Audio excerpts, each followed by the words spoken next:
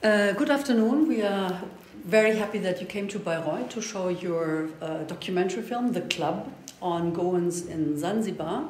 We would like to learn more about this, but first of all, it would be good if you could maybe introduce yourselves rapidly. Nalini, Yes. would you like to start? Sure.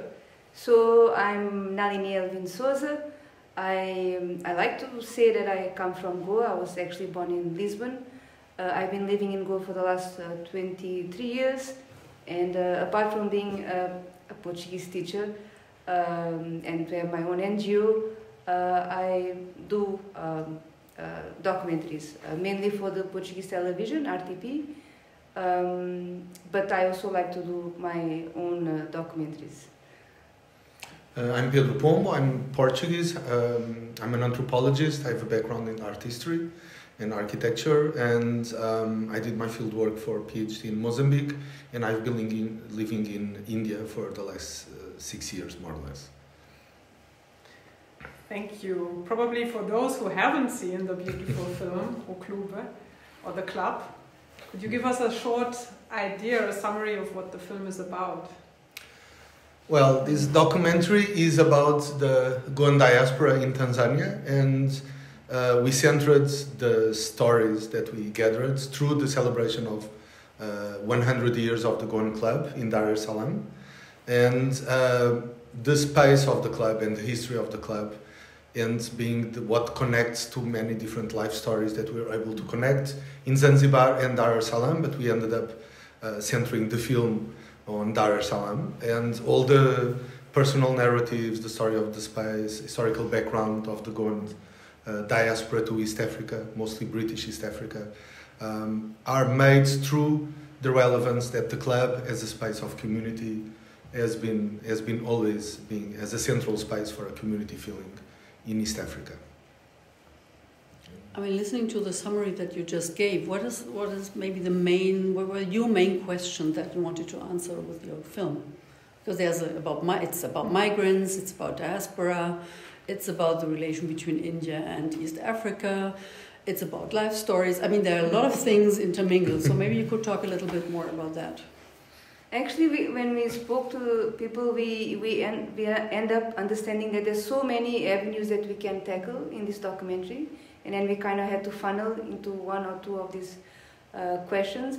But the main idea that came into this is mainly the people we interview are people who used to live in Dar and in Zanzibar, and then they left after the independence, mainly to Canada, some to UK, and a few to Goa. So we talked about their memories and what they remember of Dar and how it used to be their life, their childhood, and that is quite visible in their documentary. The memories that they have of those days. Yes, I mean, we were very interested in working on this history, but through people's narratives, and that's why. And then we found that the club became so important, and we were lucky that at that time it was celebrating 100 years, and many Goans that were living in Dar es Salaam were coming from many other places in the world. So the way that people tell their family history, the country's history, both India's history and Tanzania's independent Tanzania history, through their own personal attachments to spaces, to photographs, to family histories, and the way all this history of the 20th century is narrated through a very personal angle. So we interviewed many people inside their homes, or touching their own photographs and objects, and the club was always a central place for those stories. And for us, it's also very interesting to see that as a space condenses so much intimacy and life. It's interesting because now they have their own homes, say in Canada or UK and Goa. But for all of them, the club, they all say this is like our second home. This is where they feel, they come there and they feel at home. So the club is like a lieu de mémoire, like this space of memory. Really. Yes. Yeah. Where everybody, where the different memories come together and meet again. And a get-together place, right? It's not even it's also like people, many of them met after maybe 10 years, because it was the 100 years. Many people came after a long time, and they met, so they also, you know, catch up on their lives. Oh, now I have a son. Now, oh, you have children, grandchildren. Oh, interesting. So, so they also, you know, accompanying each other's stories, each other's lives. Yeah. I was thinking yesterday after watching the film, and since the film also has the title Oklupe, I was really very much thinking about what would you think? Is the club also, well, Ute said lieu de mémoire, also a kind of a symbol, a kind of condensed form of Goanness, in the sense that, well, it's a place to meet, but it's also a place of the past and a place of a particular kind of epoch in the 1950s and 60s that is so formative for many things, Tanzania, but probably also the Goan relations. What do you think? Are the Goans a club? Is the club the Goans? Well, I mean, it condenses the interesting, and it's also something that I thought, you know, with the experience of being there, on all these decades of history, you know, the political histories of countries and the family and personal histories are really condensed in the building, and it acts as really a memory of a certain past, which it's not there anymore. The reality really changed a lot. The city changed, life changed, but at some time, and it was something that was a name of these celebrations by the present chairperson and the administration, was to make that past also, you know, a part of the present. And at the same time that everyone was celebrating a past, they were still celebrating also the belonging to something that it changed, people migrated again, but still exists. And we think that even when people talk about the architecture of the building, because it's very, you know, it's a very important building for modern architecture in Tanzania, you know, the sunken floor, but I remember the sunken floor, it was the space we danced. So there's always a very strong attachment to even the materiality of the place, but also as something that it's part of the past that they want also to keep being part of a present, although in a very different way. And probably in that sense, it's a place of memory, but also a memory that wants to be enacted to not be forgotten in today's situation, which is very different. Even the name changed. Now it's Dar Institute. Yeah, I was also thinking how it's actually also really linked to activities. Like you said, the sunken floor, that's dance. Then there is the section at the bar, which is about the dart. And then you have the section, so to say, where all the hockey successes are being celebrated. So it kind of, so to say, puts lots of emphasis on sports, on dance, on coming together. And in a sense, even, is it about performing Goanness then as well? I think this is how Goans are. All Goans, you go to Goa. No. First of all, musicians, for sure. I mean, you go to Goa, to any family, you'll find someone who plays the violin or the keyboard or some instrument, okay? They might not be professional musicians, but there is music. There's always music. Even, see, I was born and brought up in Lisbon. My parents were from Goa and went to Lisbon. And in my childhood, there was always music. Like my father used to play the gomot, my mother used to dance, someone else used to sing. So this is always my memory. Even wherever they go, there will be music. And sports also, I don't know why, but everybody has to do some kind of sports in Goa. So wherever the Goans went, they took all this idea of being together, of playing, of sports. It's there. And actually, Anthony Almeida, when he thought about the building, all this is in mind, right?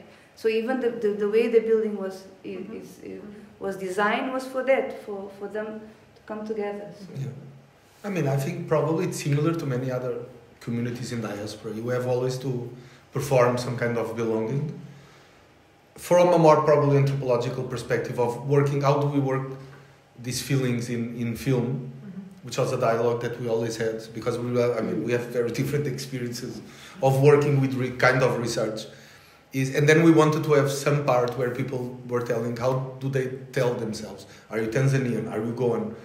Because there is this identity or this sense of belonging to something that it's not, included in only one national border, but it's part of several spaces.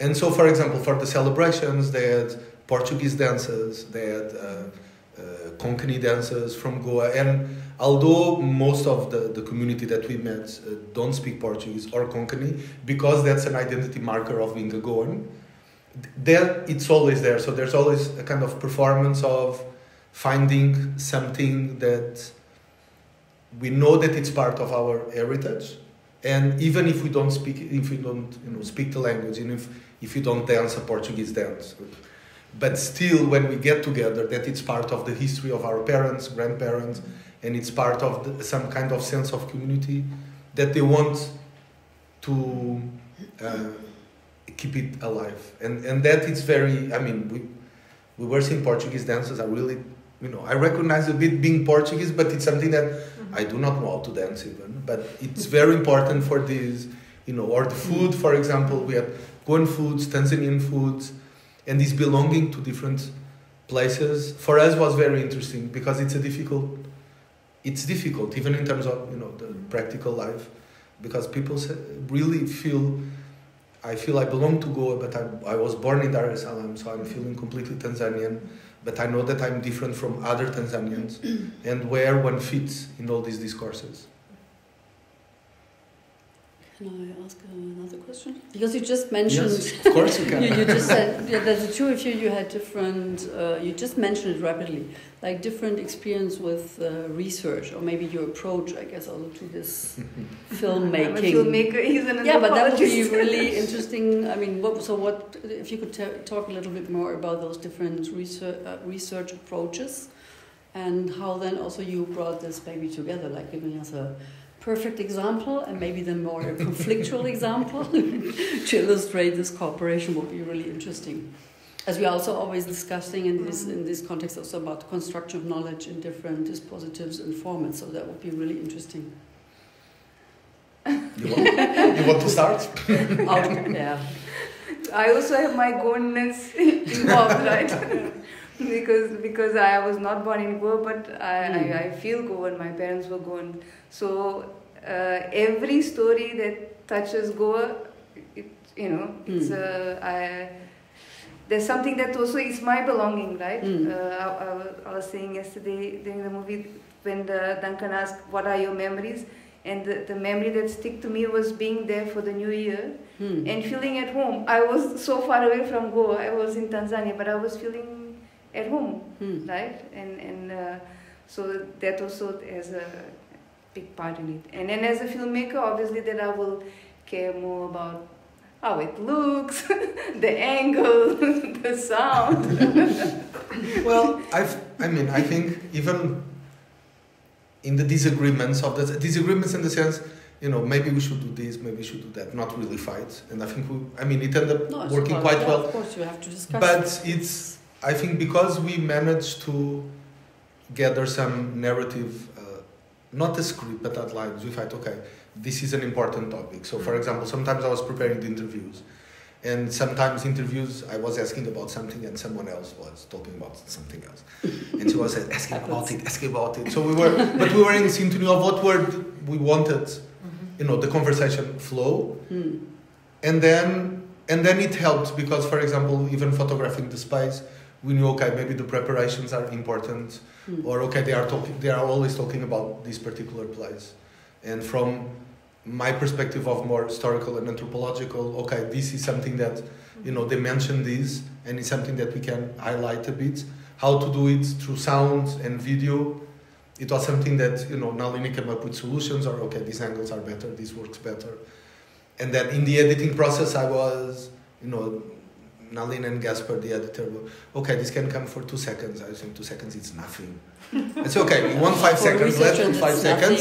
And I said, whoa, this is too long. So I don't, for me it was a learning, the editing process. And I think for us, something, I think the most probably in the editing were the sequence, when we were changing a little bit of subject. That sometimes I was thinking, okay, this looks too, too narrative. And Nalini, no, but we have sometimes to have, a break between things, or the conversations flow, there's too much conversation. And I think probably it was where I was a little bit more lost in the editing process. And I said, okay, you do as you think, you know, best. And then but in general, I think at least the main topics we were actually quite in synchrony to and then sometimes someone was saying something that we didn't know, and we were looking at each other, wow, this is, you know, incredible, because okay, this is something that we really have to work more on. And then, you know, collecting pictures, and then I would do a kind of research, you know, try to find historical pictures in the archives, libraries, bibliography, and then Nalini will work on that material visual, okay, this is interesting to insert in the film.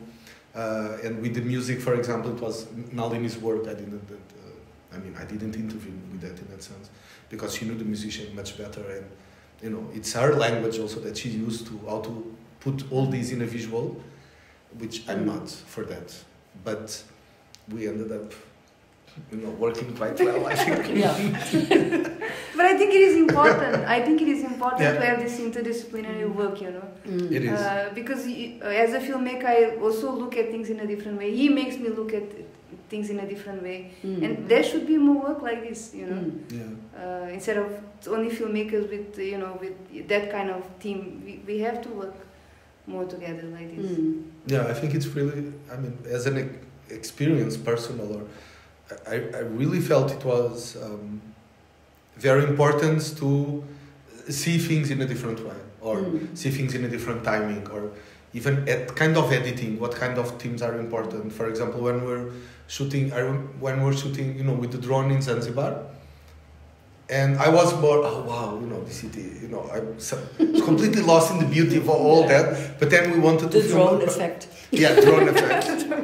And because, you know, we were very lucky to really, every time I think that we were actually in Dar es Salaam, in the club, in Stone Town in Zanzibar, it's just, I mean, it's a privilege. Yeah. It's really, and the people were talking with us about their own lives and showing, that is extremely, and that I think that it's we wanted to be sensitive to that. And I think coming from different parts, because Nalini is very used also to, you know, to interview people, so this human touch that ethnography does, and the work that he has been doing also does, help us to our sensitivities to connect. And many times was through, you know, okay, you do it and then we will see, because I don't know how to do it. And, you know, Zanzibar, okay, we want, and I was lost in the beauty of the images, but then, okay, let's focus on the street, because someone was talking about this street, and how to, you know, how to build a different narrative, which really, I mean, I think it's really opened many different ways of working, and probably also see other people's work. I would have a question, actually, because you started when you summarized the film. You said it's this very particular situation, of course. Well, on the one hand in Dar es Salaam, on the other hand in Zanzibar, about Goans in British East Africa, which is different from Goans in Goa, definitely, and different from Goans in Mozambique or from other parts in the world. Yes. What is your experience about that? Also, I think it's also a question to you, since you've been kind of working around or working about the Goan diaspora from very different angles. What is the particular kind of, the situatedness or the Goanness in this particular kind of setup or context? And afterwards, socialist Tanzania, I mean, it's a very particular kind of history as well. You tell Pedro. You don't want to talk about it? Can. Well, I mean, it's a curious history, and there have been, we were supported by research that was also being done by several scholars and oral history projects. But the Goans in British Africa had a very social situation, which are really in between empires, because they were Portuguese citizens. They were going to first German, Tanganyika, until the end of the First World War, and then British territories. And because Goans, we are talking about Catholic Goans, which are really the most of these Goan diaspora in East Africa, were seen by British administration and by Portuguese as being more westernized, between commas, were more fluent in English, because many Goans settled in Bombay or in Karachi, or many Goans were working in ships as stewards, butlers, cooks. under British, ships under British flag. So they were seen as adequate to civil servants and to many other professions that were in between the European colonial power and between the local African population. In East Africa, because, for example, for Zanzibar, certain Goans start to go to Zanzibar in the second half of the 19th century, and some were able to study medicine, lawyers. Mm-hmm. So, there are histories of Goans who were doctors of the Zanzibari sultans, cooks, musicians, lawyers. Many Goans were Portuguese consuls in Zanzibar, because actually the Portuguese population was almost absent for a very long time. So Goans were the ones who were representing Portugal as diplomatically. So many of them achieved really very important positions. Photographers. The history of photography in East Africa is very centered about Goan photography studios. And then many of them were, inhabiting all the new cities that were built with the railways and all these infrastructures of the colonial. And economically was known to be much better than Mozambique, for example. That's why most of Goan diaspora in the end were in British territories, because the economy was also much better. And I think the way they were educated, being Catholic, speaking English, being more acquainted to a European colonial presence in that sense, made them very able to navigate these social in-between situations, which were very adaptable to the context. Yeah, so when it was the time to choose what they should opt for, Tanzanian, Portuguese, English, they decided to go to England and to Canada.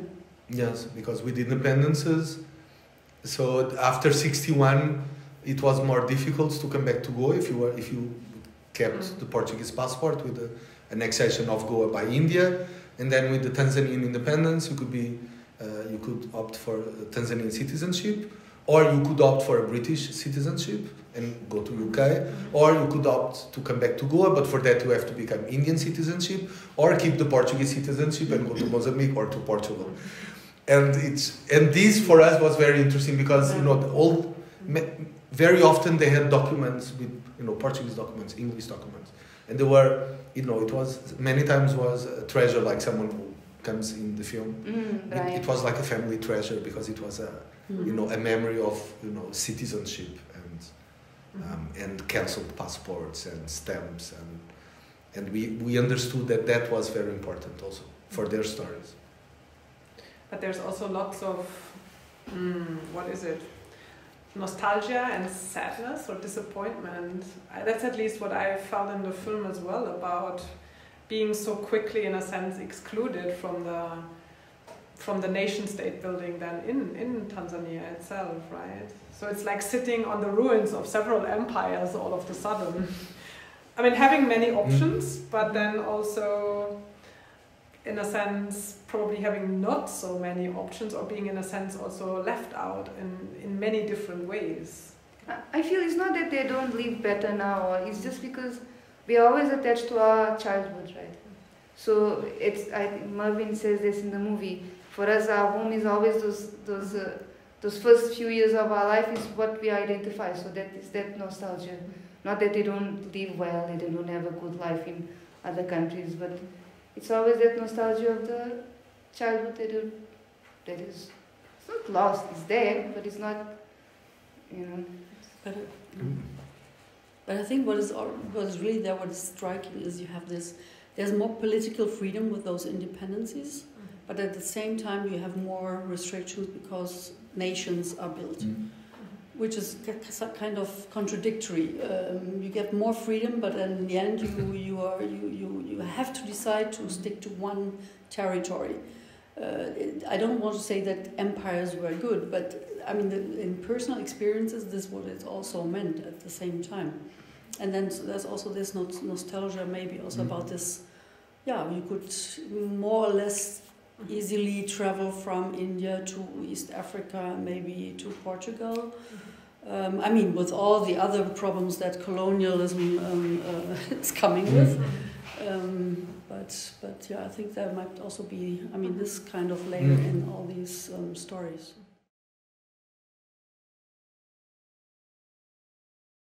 Yeah, now we have learned quite a lot about the club, sorry. But I know that there was another film that you did in Mozambique. Could you maybe also tell us a little bit about that film? And then maybe in the end, as we have to come to an end, is there another project, an interdisciplinary project, or individual ones? But first, maybe about the other. No, I know I'm connected to Pedro. We'll start okay. Next 10 movies, no? So yeah. So the project before this one was Special Envoy, and about the life of Aquino Bragança. Again, he was Goan, but he had a very important role in the Mozambican independence, and it's something that it was kind of erased, or people don't know much about it. Not only in Mozambique, but he was also important. He was fighting together with all the leaders of Angola, of Cabo Verde, of Guinea-Bissau. They all together like a team, and so the movie is all about him. But again, that was the Portuguese Africa, and now then we came to this. It was a different aspect of it, but this to say that actually there's many Goans who contributed to Africa, not only politically but in music, in many areas. So this is something that I really like, and I want to continue doing, is the contributions that Goa gave in Africa in different aspects. And we have another project in photography, no? Yes, yeah, well, I mean, several in the end, but I think the first one we really want to work is when we work a bit the footage that we use for this documentary, and because we felt that in Zanzibar we also have really interesting, touching stories, and in quite a lot, that we wanted to do another documentary on the Goan presence in Zanzibar. Through, I mean, the stories sometimes are. Although it's very close to Dar es Salaam, the historical context is rather different, and we want to do a second documentary on that presence, and then keeping working on these, these communities that belong to multiple places, multiple times, historical times, nation-state projects, and how we will evolve after that. We will see. But the next one is on Goans in Zanzibar. Okay, we hope. We hope. Great. So you have to go there. Okay, so thank you very much for coming, for sharing all your ideas and the project with us. We're looking forward to have you with us again in the latest to present your next project in Bayreuth, and have a nice Sunday afternoon. Thank you. Thank you. Thank you so much. Thank you.